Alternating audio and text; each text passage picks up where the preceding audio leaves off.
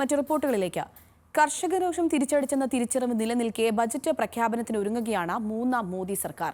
രാജ്യം ഒന്നടങ്കം പ്രതീക്ഷയോടെ കാതോർക്കുമ്പോഴാണ് തെലങ്കാന സർക്കാർ കാർഷിക കടങ്ങൾ എഴുതിത്തള്ളിയെന്ന വാർത്ത പുറത്തുവിടുന്നത്. ഇതോടെ കർഷക മേഖലയ്ക്ക് അനുകൂലമായ പദ്ധതികൾ കേന്ദ്രം ഉൾപ്പെടുത്താനുള്ള സാധ്യത ഏറുകയാണ്.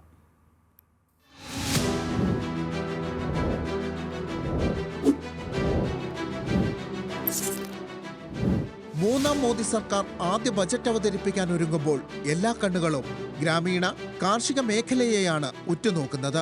പൊതുതെരഞ്ഞെടുപ്പിൽ BJP നേരിട്ട തിരിച്ചടിക്ക് കാർഷിക സമരം നിർണായകമായെന്നാണ് വിലയിരുത്തൽ. അതിനാൽ കേന്ദ്ര ബജറ്റിൽ കർഷകർക്കായി വലിയ വകയിരുത്തൽ ഉണ്ടായേക്കാമെന്നാണ് സാമ്പത്തിക വിദഗ്ധർ വ്യക്തമാക്കുന്നത്. കാലാവസ്ഥാ വ്യതിയാനം മൂലം സമാനതകളില്ലാത്ത പ്രതിസന്ധിയാണ് കർഷകർ ഉൾപ്പെടെയുള്ള ജനത അനുഭവിക്കുന്നത്. പ്രതിസന്ധികളെ ലഘൂകരിക്കുന്നതിനും പ്രതിരോധശേഷി കൂടുതലുള്ള വിളവിറക്കുന്നതിനും വിഹിതം ഉണ്ടായേക്കും. കൂടാതെ ഗവേഷണത്തിനും വികസനത്തിനുമുള്ള വകയിരുത്തലിൽ 1% വർധനവുണ്ടാകുമെന്നാണ് പ്രതീക്ഷിക്കുന്നത്. വിലക്കയറ്റം നിയന്ത്രിക്കുകയും കർഷകർക്ക് ന്യായവില ഉറപ്പാക്കുന്നതും അടക്കമുള്ള പദ്ധതികളും പ്രഖ്യാപനത്തിലുണ്ടാകും. മുൻകാല സ്കീമുകൾ ഇത്തവണയും തുടർന്നേക്കുമെന്നാണ് റിപ്പോർട്ടുകൾ. കഴിഞ്ഞ വർഷം മുതൽ രാജ്യത്തെ പല സംസ്ഥാനങ്ങളും ബജറ്റിൽ ക്ഷേമ പദ്ധതികൾക്കായുള്ള വിഹിതം വർദ്ധിപ്പിച്ചിട്ടുണ്ട്.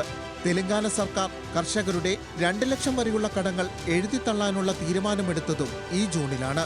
തുടർന്ന് തീരുമാനത്തെ സ്വാഗതം ചെയ്ത രാജ്യത്തെ കർഷകർ കേന്ദ്രത്തോട് സമാന ആവശ്യം ആവർത്തിച്ചിട്ടുണ്ട്. കർഷകരുടെ ഇത്തരം ആവശ്യങ്ങൾ സർക്കാരിന് കണ്ടില്ലെന്ന് നടിക്കാനാവില്ല. സമീപകാലത്തെ തെരഞ്ഞെടുപ്പ് വിധികൾ പരിഗണിച്ച് NDA മുന്നണി കാർഷിക മേഖലയെ ബജറ്റിൽ ഗൗരവമായി പരിഗണിക്കുമെന്നാണ് പുറത്തുവരുന്ന പല വിശകലനങ്ങളും വ്യക്തമാക്കുന്നത്. Feature desk, news Malayalam.